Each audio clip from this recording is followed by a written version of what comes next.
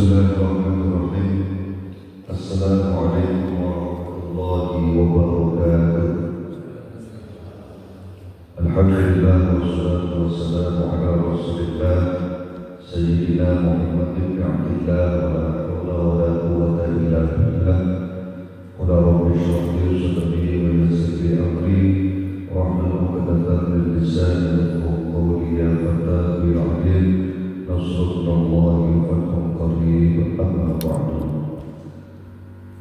Hadirin para jemaah salat subuh yang dimuliakan Allah Subhanahu wa taala, segala puji dan syukur senantiasa kita sampaikan kepada Allah Subhanahu wa taala atas segala nikmat dan karunia-Nya, sehingga pada kesempatan subuh yang barokah ini kita semua dapat melaksanakan sholat subuh secara berjamaah dan dapat kita laksanakan dalam keadaan sehat walafiat. Mudah-mudahan ibadah sholat subuh kita akan menjadi nilai ibadah yang diterima di sisi Allah Subhanahu wa taala. Amin ya rabbal alamin. Salawat dan salam mudah-mudahan terlimpah curahkan kehadiran baginda Rasulullah Muhammad sallallahu alaihi wasallam. Semoga dalam yaumul qiyamah kita semua akan senantiasa mendapatkan syafaat daripada baginda Rasul sallallahu alaihi wasallam. Amin ya rabbal alamin. Bapak-bapak dan ibu-ibu serta jemaah sekalian yang dimuliakan Allah Subhanahu wa taala, pada kesempatan pagi yang barokah ini kita akan membahas tentang ini kemarin yang membatalkan sholat sabun sudah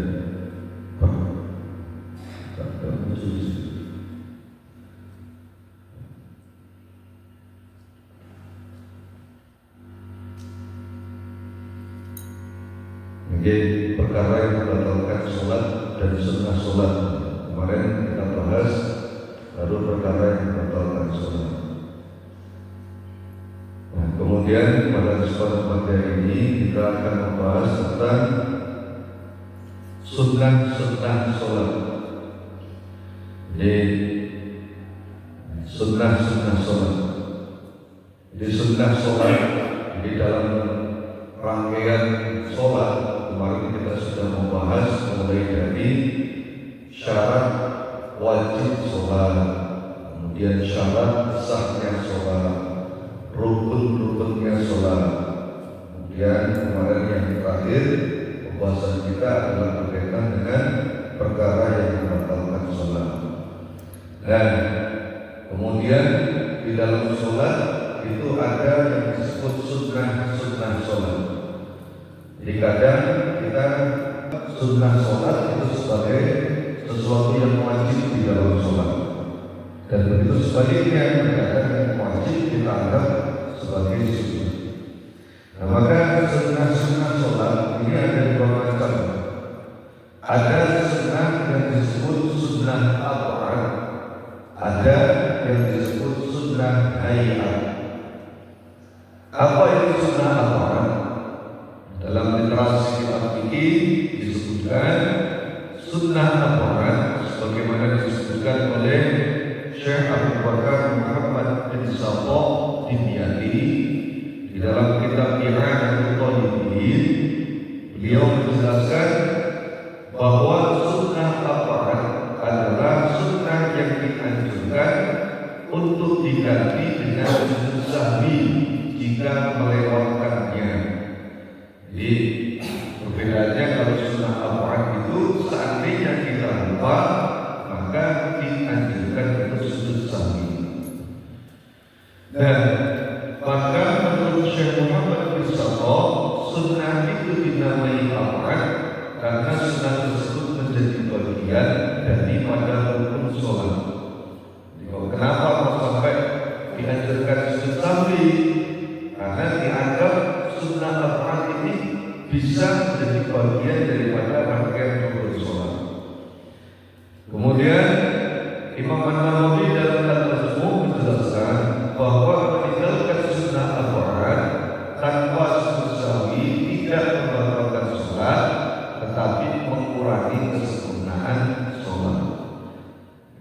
ini beberapa pendapat para ulama terkait sunnah al-Quran.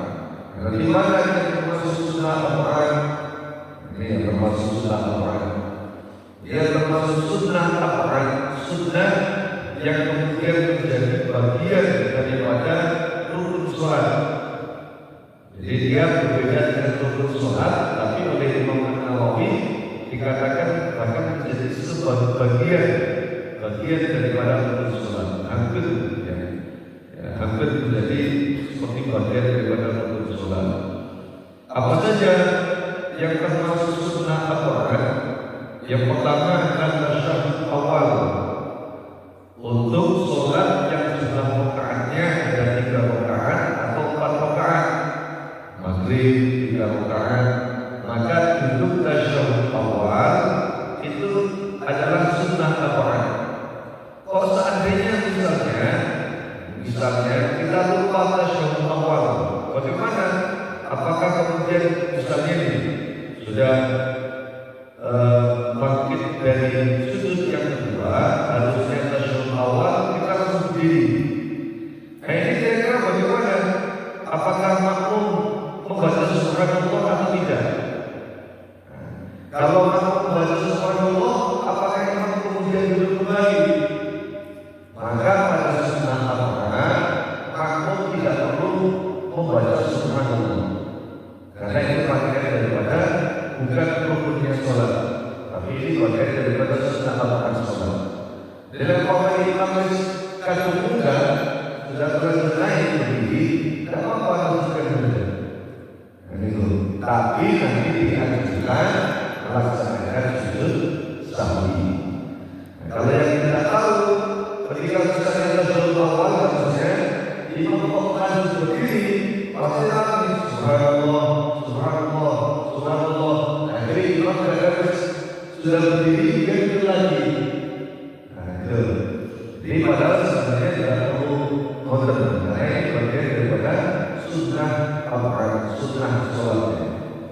Ini yang pertama.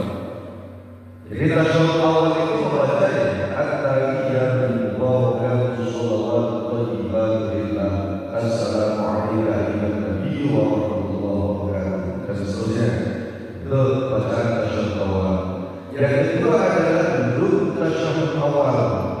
Duduknya pada saat tasyahud awal itu sunnah al-Quran.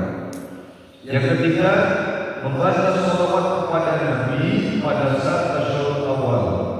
Jadi kalau tasyahud awal itu dia anjurannya hanya sampai asyhadu an la ilaha illallah. Sampai situ. Asyhadu an la ilaha illallah wa asyhadu anna Muhammadar Rasulullah. Tidak dilanjutkan Allahumma shalli ala Sayyidina Muhammad wa ala ali Sayyidina Muhammad. Tapi kalau dilanjutkan membaca sholawat kepada Nabi dan kepada keluarga Nabi, ini sunnah al-Quran. Sunnah al-Quran. Jadi anjurannya tetap dibaca. Tapi seandainya tidak dibaca sholawat itu sudah cukup. Sampai syahadat sudah cukup. Kemudian berikutnya termasuk sunnah al-Quran itu adalah membaca doa qunut, khususnya pada salat subuh. Jadi qunut itu ada 3 macam. Qunut berdasarkan Rasul itu ada 3 macam. Ada qunut yang disebut qunut nazilah. Qunut nazilah itu qunut yang dibaca pada masa umat Islam itu mengalami suasana yang genting. Misalnya kemarau yang berkepanjangan, atau terjadi bencana di mana-mana, atau misalnya terjadi peperangan yang menjadikan suasana menjadi tidak aman, ya, atau terjadi pandemi, ya, penyakit yang terus-menerus, maka dianjurkan qunut. Dan qunut nazilah itu boleh dibaca di setiap waktu sholat. Zuhur, asar, maghrib, isya, dan subuh, 5 waktu boleh. Jadi mau dibaca 5 waktu dalam sholat boleh. Itu qunut nazilah. Ada yang kedua namanya bacaannya bagaimana? Bacaannya monggo bebas. Di qunut nazilah itu tidak ditentukan membaca harus ini atau begitu. Biasanya kalau para ulama saat qunut nazilah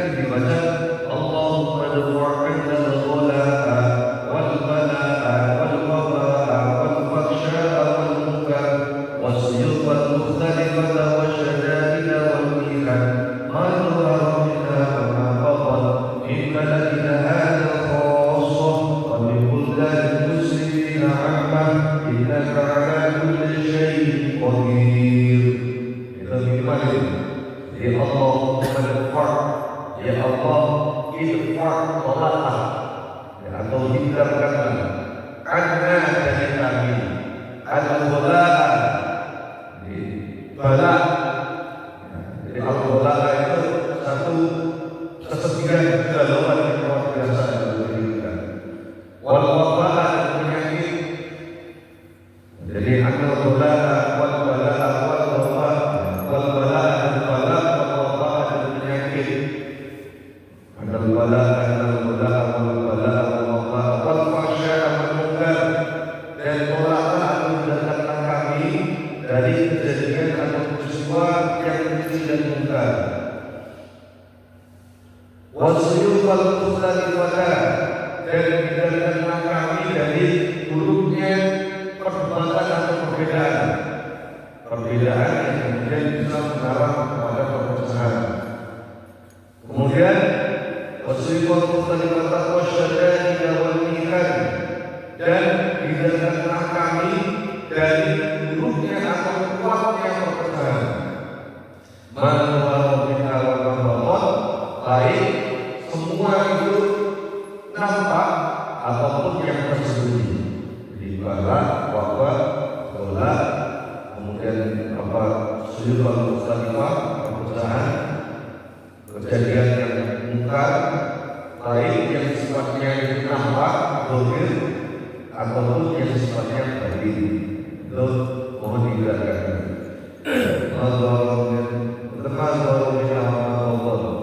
Dan seterusnya. Jadi boleh membaca itu atau membaca doa yang lain. Allahumma hdina fiman hadait, wa 'afina fiman 'afait, wa tawallana fiman tawallait, seperti surat Hud. Itu boleh. Allah. Jadi dalam bacaan Qur'an itu tidak ada bacaan yang pakem. Maksudnya orang yang wajib untuk membaca ini tidak ada. Memang kalau untuk sholat subuh khususnya itu memang ada dalam kitab Al-Qur'an, Rasulullah mencontohkan bacaan surat di dalam sholat subuh itu Allahumma hdina fiman hadait. Tapi boleh ditambah dengan bacaan Qur'an yang lain, doa yang lain. Jadi kalau kita melihat ya, para imam di Masjidil Haram atau Masjid Nabawi, ketika Qur'an membaca Qur'an dibaca panjang sekali. Misalnya kalau sholat pagi dan Qur'an zikir itu membacanya dibaca doanya panjang, macam-macam dibaca. Boleh. Ini yang kedua. Jadi Qur'an yang pertama adalah Qur'an zina, dibaca di setiap 5 waktu dalam kondisi umat ini sedang mengalami cobaan yang sangat genting, suasana yang sangat genting. Yang kedua adalah adanya Qur'an subuh pada sholat subuh.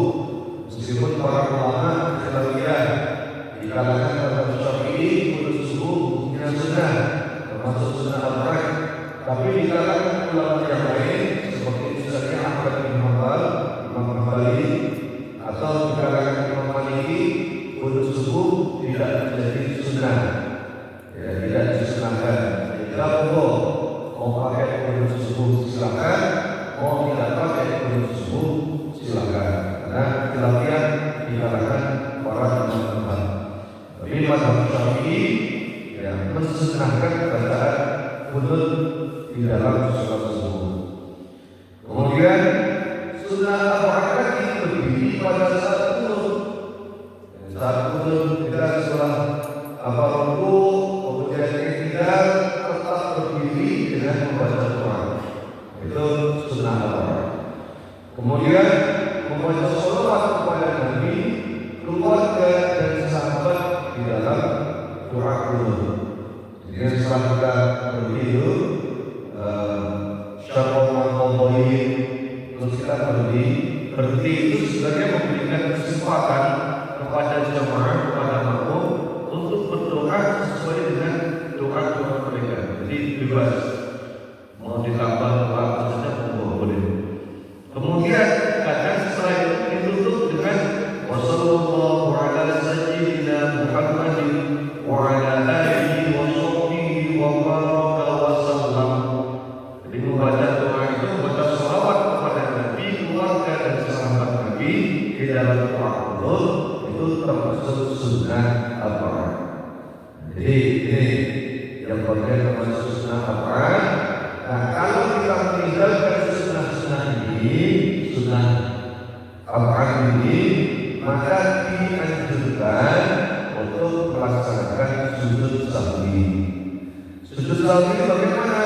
Sujud sahwi yang kita lakukan saat kita lupa, baik lupa dalam melaksanakan rukunnya sholat maupun lupa dalam melaksanakan sunnah al-Qurannya sholat. Misalnya rukun sholat, sunnah al-Quran ada 4, misalnya sholat zuhur, maksudnya lupa. Jadi tadi saya sudah 3 atau 4 lupa. Jadi maka dengan kayaknya masih 3, padahal ternyata sudah 4. Maka dianjurkan sebelum atau sesudah salam itu kita dianjurkan melaksanakan sujud sahwi. Jadi sujud dulu. Jadi dua pendapat. Ada yang berpendapat sujud sahwi itu dilakukan sebelum salam. Pada saat duduk akhir-akhir setelah kita selesai pada tasyahud itu sujud satu kali. Membaca subhanalladzi la ilaha illa huwa, subhanalladzi maha suci Allah, dan yang la ilaha, dan yang tidak hidup, wa la yasud, dan yang tidak pernah lupa. Itu bacaan sudah ini. Subhanalladzi la ilaha wa la yasud. Kemudian bangkit dari situ langsung salam. Nah, itu kalau dilakukan sebelum salam. Ada yang berpendapat sujud sahwi dilaksanakan setelah salam. Jadi assalamualaikum warahmatullah, assalamualaikum warahmatullah, Allahu akbar. Sujud satu kali kepada doa subhanalladzi la ilaha wa la yasud, baru Allahu akbar, bangkit dari sujud, selesai. Jadi ini cara sujud sahwi. Hadisnya ada juga di dalam Bulughul Maram. Jadi sujud sahwi itu kenapa itu dilakukan Rasulullah? Suatu ketika kan Nabi itu melaksanakan sholat asar bersama para sahabat, dapat 2 rakaat, Rasulullah salam. Maka sahabat yang di belakang mengingatkan, ya Rasul masih 2 rakaat. Maka Rasul tanpa berkata-kata berdiri lagi menambah 2 rakaat. Setelah itu pada saat tahiyat akhir beliau sebelum salam melakukan sujud sahwi. Ini dalam satu riwayat. Dalam riwayat yang lain beliau melakukan sujud sahwi setelah salam. Jadi dua-duanya ada hadisnya. Monggo, jadi mau dilaksanakan sebelum salam boleh, mau dilaksanakan setelah salam juga boleh. Ini berkaitan dengan sunnah al-Quran. Jadi ada 1, 2, 3, 4, 5, 6, 7, ada 7 macam termasuk sunnah al-Quran yang sholat. Kemudian yang kedua ada namanya sunnah hayat. Jadi sunnah apa yang tadi ini? Yang kedua adalah sunnah hayat. Apa itu sunnah hayat? Sunnah hayat adalah sunnah yang memiliki derajat lebih rendah dibandingkan sunnah al-Quran. Jadi kalau sunnah al-Quran tadi para ulama ada yang menyebut Imam Nawawi menjadi bagian daripada rukunnya sholat, sedangkan kalau sunnah al-Quran ini yang bukan menjadi bagian daripada rukun sholat. Apa saja nanti ada keterangannya ada.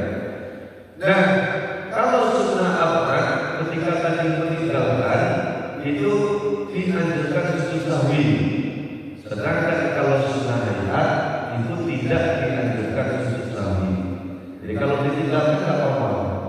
Salah satunya daripada sunnah hayat itu mengangkat tangan selain takbiratul ihram. Jadi mengangkat tangan doa pada saat takbiratul ihram dan takbir yang lain. Allahu Akbar, angkat tangan. Ini bagian daripada sunnah hayat. Tapi membaca takbirnya rukun sholat, masuk rukun qauli. Takbiratul ihram takbir yang pertama. Angkat tangan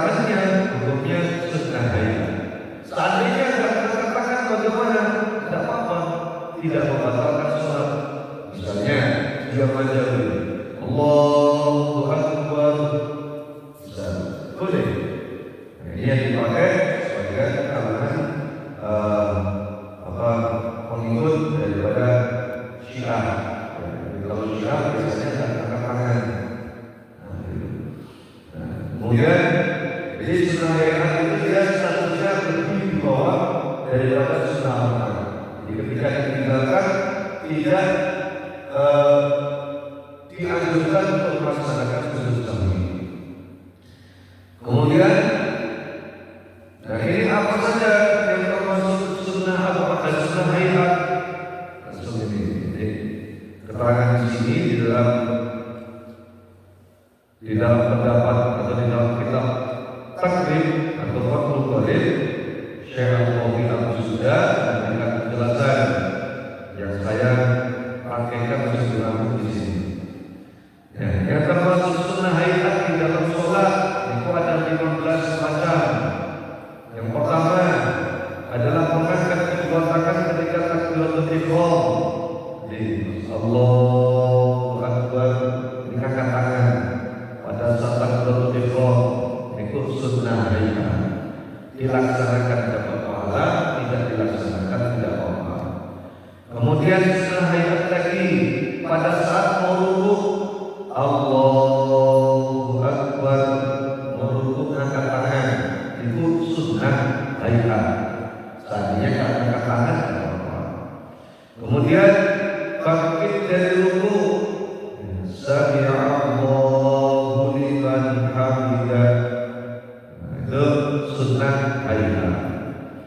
Nah, kemudian jadi kalau sunnah hayatnya mengangkat tangan itu pada 4 macam. Pada 4 macam. Nah, ini kalau tidak tahu nanti setiap gerakan sholat mengangkat tangan semua. Padahal sunnah hayatnya itu cuma 4 saja. Apa saja sunnah hayat mengangkat tangan? Yang pertama saat takbiratul ihram, yang kedua ketika mau rukuk, yang ketiga bangkit dari rukuk, yang keempat ketika bangkit daripada rakaat pertama menuju rakaat kedua. Ya, setelah sujud yang kedua atau setelah tasyahud awal. Nah, itu sunnah. Dengan mengangkat tangan sunnah. Misalnya, ketika setelah tasyahud awal, ini 4 tempat. Kalau yang bangkit dari rukuk menuju rakaat kedua itu bukan termasuk sunnah hayat. Jadi yang setelah tasyahud awal rakaat kedua berdiri, Allahu Akbar, mengatakan lagi, itu sunnah hayat. Yang kedua meletakkan tangan kanan pada tangan kiri pada jatuh. Jadi tangan kanannya di atas tangan kiri. Ini juga sunnah hayat. Yang ketiga tawassul. Tawassul itu maksudnya membaca doa kita. Allahu Akbar kabira walhamdulillahi kabira wa subhanallahi wa rasulah, ini wajah dan seterusnya. Itu sunnah hayat. Dibaca dapat pahala, juga dibaca sholatnya tepat sah. Yang keempat membaca ta'awudz. Membaca ta'awudz ketika hendak membaca surat Al-Fatihah. Misalnya wa'ada minal muslimin, sebelum Al-Fatihah kita baca ta'awudz. A'udzubillahi minasyaitonir rajim. Bismillahirrahmanirrahim. Alhamdulillahi rabbil alamin. Nah, jadi membaca ta'awudz di surat Al-Fatihah sunnah hayat. Yang kelima, menjalankan bacaan pada tempatnya dan mensirkan bacaan pada tempatnya. Maksudnya apa? Dalam sholat itu ada bacaan yang harus kita baca keras. Misalnya takbir, Allahu Akbar, Sami'allahu liman hamidah, atau membaca surat Al-Fatihah pada rakaat pertama dan kedua dijalankan. Maka ini sunnah hayat. Seandainya misalnya ada orang yang sholat maghrib, Fatihahnya tidak dijalankan, sholatnya tetap sah. Jadi imam sholatnya tidak dijalankan. Ya, dia sudah dijawil, makmum di belakang tetap diam. Maksudnya tidak dibaca keras, sholatnya tetap sah. Karena dijalankan mengeraskan bacaan atau menghentikan bacaan itu bukan sunnah hayat. Saya pernah di pondok dulu ada salah satu wali murid datang menjenguk santri. Nah, ketika sholat zuhur dibacakan azan kayak sholat maghrib gitu. Ya, waktu itu ada guyu-guyu, ketawa-ketawa, ini gimana ini? Masa sholat zuhur bacaan dikeraskan? Padahal ternyata itu sunnah hayat. Kemudian termasuk sunnah hayat membaca amin setelah membaca surat Al-Fatihah. Itu sunnah hayat. Jadi ghairil maghdubi 'alaihim waladdallin. Mau menjawab amin. Kenapa kok membaca amin disunahkan? Karena di surat Al-Fatihah itu ada doa di situ. Ihdinas siratal mustaqim. Tunjukkanlah kami ke jalan yang lurus. Jalan yang lurus bagaimana? Karena orang Islam itu selalu meminta dalam doanya ditunjukkan ke jalan yang lurus. Berarti yang menjadi muslim itu bukan jalan yang lurus. Ini pendapat yang keliru. Karena yang kasihkan dengan Islam kadang seringkali berpendapat begitu. Maksudnya tunjukkan kami ke jalan yang lurus itu bagaimana? Lanjutkan ayatnya. Siratal ladzina an'amta 'alaihim. Jalan orang-orang yang Engkau telah berikan nikmat kepada mereka. Siapa? Tafsirannya adalah orang-orang yang termasuk daripada golongan syuhada, orang yang mati syahid, orang sholih, orang-orang sholih, di kalangan para nabi, para rasul, dan di kalangan orang-orang yang dekat dengan Allah Subhanahu wa taala.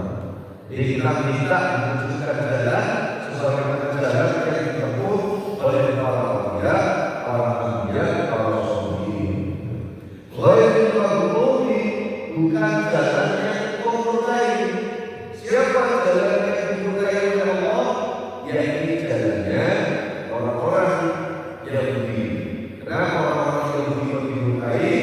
Karena orang-orang Yahudi sebagian dari mereka menjadikan sapi patung sapi betina sebagai sembahan. Jadi kalau tidak dibilang lebih besar, mereka menjadikan patung sapi betina atau beriman dijadikan sembahan. Kemudian waladdallin bukan jalannya orang-orang yang tersesat. Siapa jalannya orang yang tersesat? Jalannya orang yang tersesat adalah jalannya orang-orang Nasrani yang menganggap bahwa Tuhan itu dan atau dari yang sholih. Jadi itu doa kita dalam surah Al-Fatihah. Maka setelah membaca surah Al-Fatihah sudah dilanjutkan kepada amin. Dan jangan dibiarkan bacaan amin itu menjadi bagian daripada surah Al-Fatihah. Itu. Jadi tidak boleh kita meyakini amin itu termasuk bagian surah Al-Fatihah. Tapi anjuran karena dalam surah Al-Fatihah ada doa. Yang ketujuh, sunnah hayat adalah membaca surat lain, surat sunnah lain atau surat yang lain setelah Al-Fatihah. Khususnya di belakang pertama dan kedua ketika berpasangan menjadi imam. Ini surah amin. Kemudian Bismillahirrahmanirrahim. Qul huwallahu ahad, Allahus samad, lam yalid wa lam yulad wa lam yakul lahu kufuwan ahad. Itu sunnah hayat. Seandainya dalam waktu yang penting kita sholat dalam dulu, misalnya dalam peperangan, sholat zuhur, tidak membaca surat setelah sholat Al-Fatihah, boleh. Tidak membatalkan sholat kita. Boleh. Kemudian berikutnya yang nomor 8, membaca takbir ketika turun dan ketika bangkit. Maksudnya ketika turun mulai rukuk. Allahu Akbar. Sami'allahu liman hamidah. Allahu Akbar. Allahu Akbar. Jadi takbir yang selain takbiratul ihram itu juga sunnah hayat. Misalnya kita membaca takbir boleh, setelahnya tetap sah. Jadi bisa setelah membaca surat Al-Fatihah, misalnya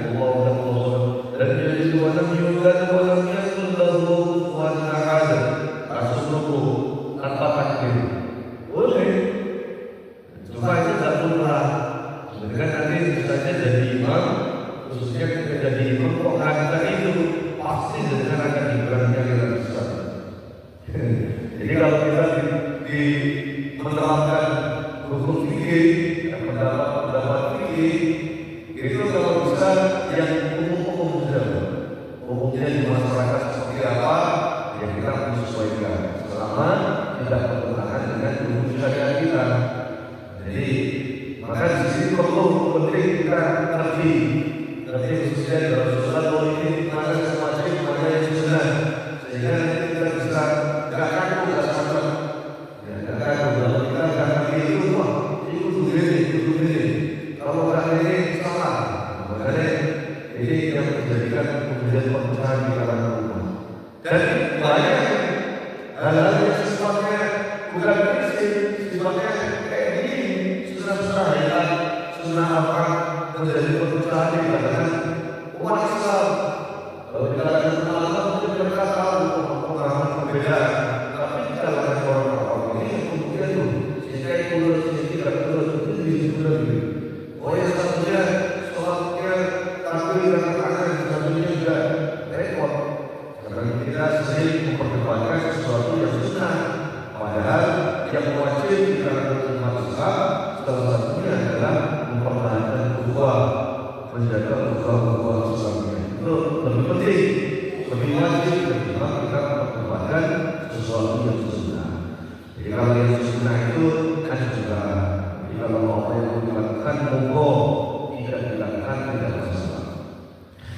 Jadi membaca takbir ketika turun dan ketika bangkit, maksudnya turun dan mau ruku atau ketika bangkit dari sujud yang kedua itu sunnah ayat.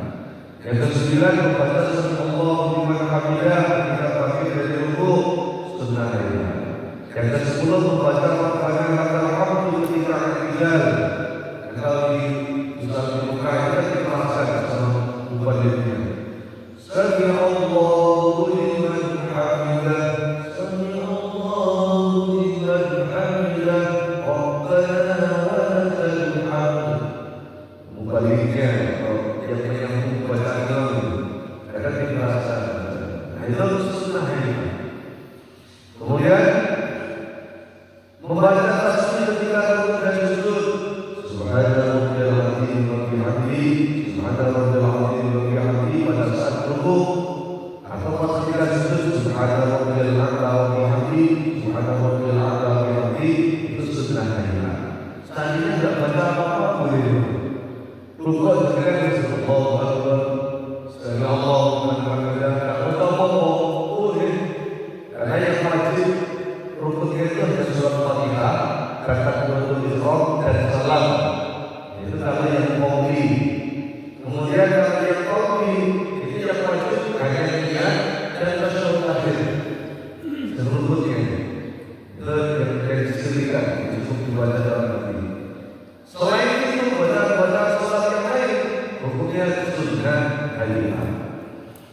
Kemudian meletakkan kedua tangan nomor 12, meletakkan kedua tangan di paha ketika duduk dan membentangkan tangan yang kiri, sedangkan tangan kanan dipegang lalu dari lutut berisyarat ketika membaca tasyahud. Jadi pas tasyahud akhir khususnya dengan duduk misalnya seperti ini. Kemudian tangannya kita lebih paham ini. Ini sunnah ayat. Sunnah ayat. Kemudian pas pada saat tasyahud akhir, niku ada yang seperti ini, Pak. Tangannya genggam. Jadi pas baca doa tahiyat, at-tahiyatul mubarakatus shalawatut thayyibatun lillah. Nah, yang satunya terbentang, satunya enggak genggam, satunya genggam.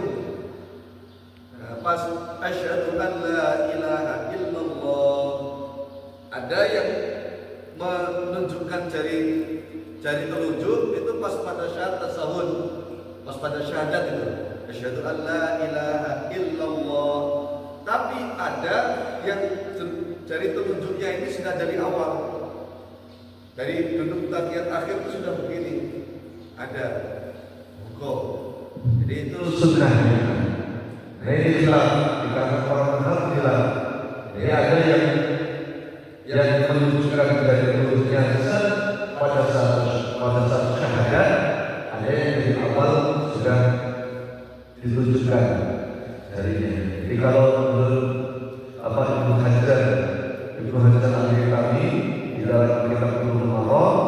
waktu beliau menafsirkan atau menjelaskan hadis tentang sunnah pada saat duduk tahiyat akhir, itu kita meletakkan kedua tangan di paha. Kemudian dalam riwayat yang lain, yang tangan kanan itu menggenggam. Tapi kalau dalam riwayat yang lain ada yang berbicara 5-3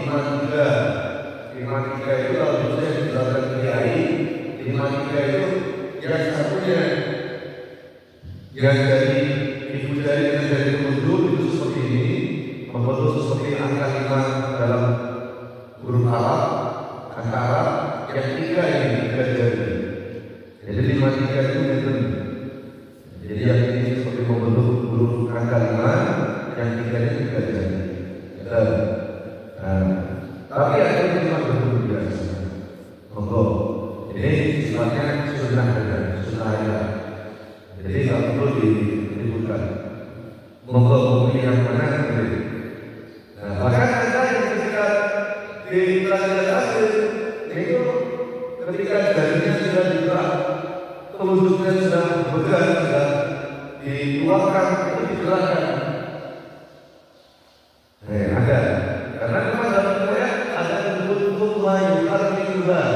Kemudian ketika itu menggerakkan syabab, menggerakkan dari telunjuknya. Nah, gitu. Cuma kata menggerakkan itu ada yang mendapat menggerakkan cuma satu kali, asyhadu an la ilaha illallah. Tapi ada yang mendapat menggerakkan dari awal. Tujuannya apa? Kalau dalam riwayat menggerakkan ini, tujuannya adalah untuk musuh setan. Memang ada riwayatnya. Tapi tidak boleh kita ubah-ubah sendiri. Kalau karena di dalam riwayat itu hanya menggerakkan sesekali. Nah, ini tujuannya adalah untuk musuh setan. Nah, gitu. Tapi kalau kita bulat-bulat kayak begini, goyang-goyang terus, kayak saya nggak tahu.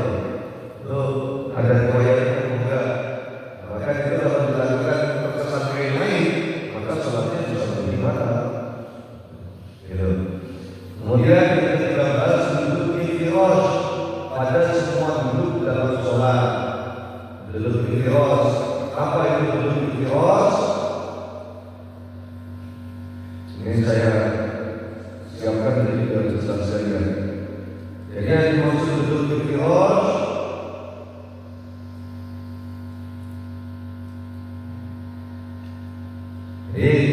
dalam sholat itu ada 2 duduk, dan itu semua sunnah ayat. Mau dilakukan monggo tidak bermasalah. Jadi duduk ada sebutan duduk tawarruk, ada sebutan duduk iftirash. Nah, apa itu duduk iftirash? Duduk iftirash adalah duduk dengan menegakkan kaki kanan. Jadi kaki kanannya itu berdiri tegak dan membenarkan kaki kiri. Kemudian menduduki kaki kiri tersebut. Jadi duduk iftirash kamu seperti ini. Nah, ini. Jadi yang kaki kanannya itu dalam posisi berdiri, kaki kirinya dalam posisi terletak. Sedangkan kaki kiri itu sebagai penopang pantat kita. Ini namanya duduk iftirash. Sedangkan kaki duduk yang tawarruk itu yang seperti ini ketika duduk tahiyat akhir. Nah, seperti ini. Ini duduk tawarruk. Nah, duduk iftirash dan duduk tawarruk itu juga ada dasarnya masing-masing. Ini sunnah ayat. Jadi dasar daripada duduk iftirash dijelaskan dalam satu riwayat, jadi hadis riwayat Ibnu Huzaimah, bahwa aku melihat Rasulullah SAW ketika duduk dalam sholat, beliau duduk iftirash dengan menempatkan kaki kirinya dan menegakkan kaki kanannya. Itu. Sedangkan kemudian duduk tawarruk juga ada dalam riwayat yang lain. Dalam riwayat An-Nasai bahwa jika Nabi SAW duduk pada sholat 2 rakaat yang diakhiri dengan salam, beliau mengeluarkan kaki kirinya dan beliau duduk tawarruk di sisi kirinya. Jadi kaki kiri akan dimasukkan di bawah, kemudian posisi bokong ada duduk di lantai, itu duduk tawarruk. Nah, pendapat para ulama ini banyak macam-macam, karena ada saja orang duduk tawarruk dan duduk iftirash itu tidak ada dasar, semuanya harus duduk iftirash misalnya. Jadi baik di kajian awal maupun kajian akhir. Nah, ini pendapat yang keliru. Jadi duduk iftirash itu dilakukan di semua gerakan sholat kecuali pada saat duduk kajian akhir, duduk tasyahud akhir.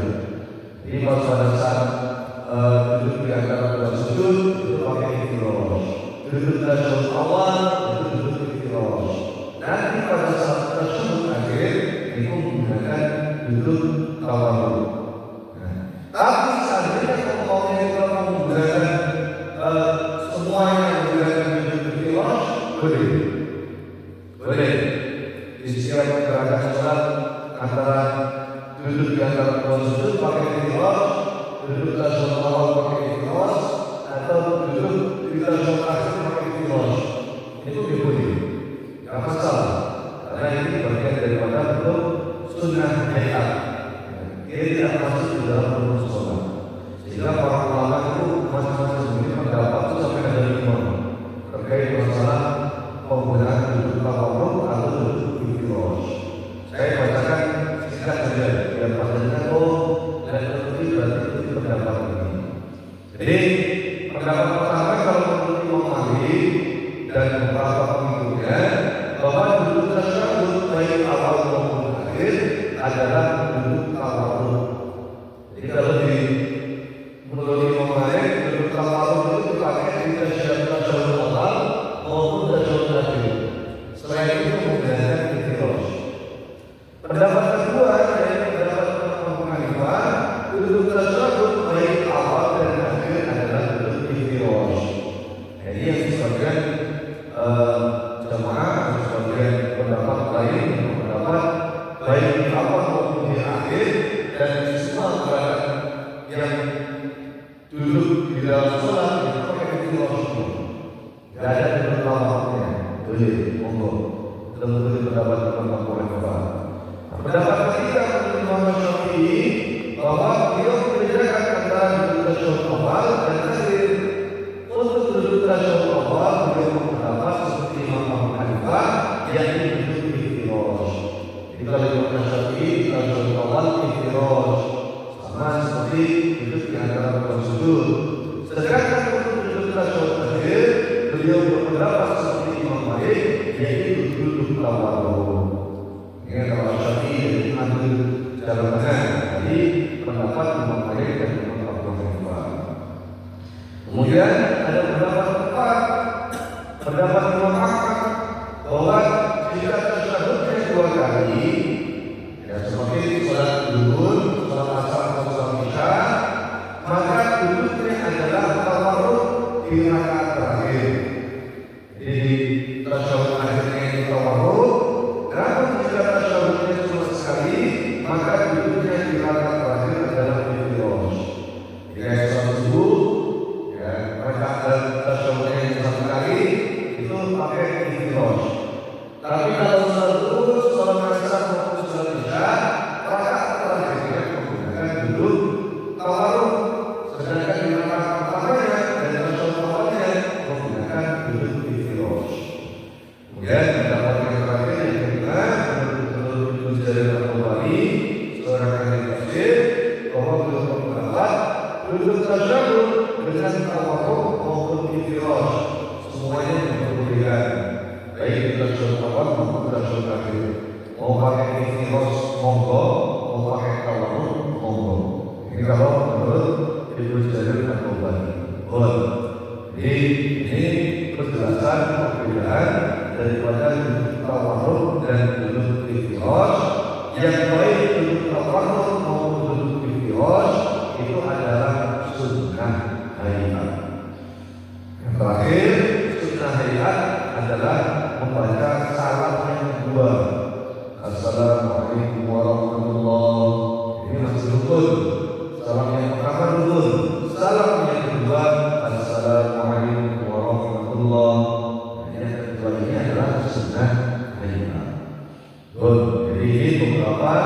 sunnah-sunnah di dalam sholat. Jadi kira-kira bisa mengerti mana yang rukun, mana yang sunnah, sehingga kita tidak salah kaprah di dalam memahami rangkaian-rangkaian kegiatan di dalam sholat. Itu saja yang bisa saya sampaikan. Barangkali ada pertanyaan atau mungkin sharing dari para jemaah kami silakan. Monggo jika ada cukup jelas ya. Yes. Baik, kalau tidak ada pertanyaan, kami cukupkan untuk kajian subuh kali ini.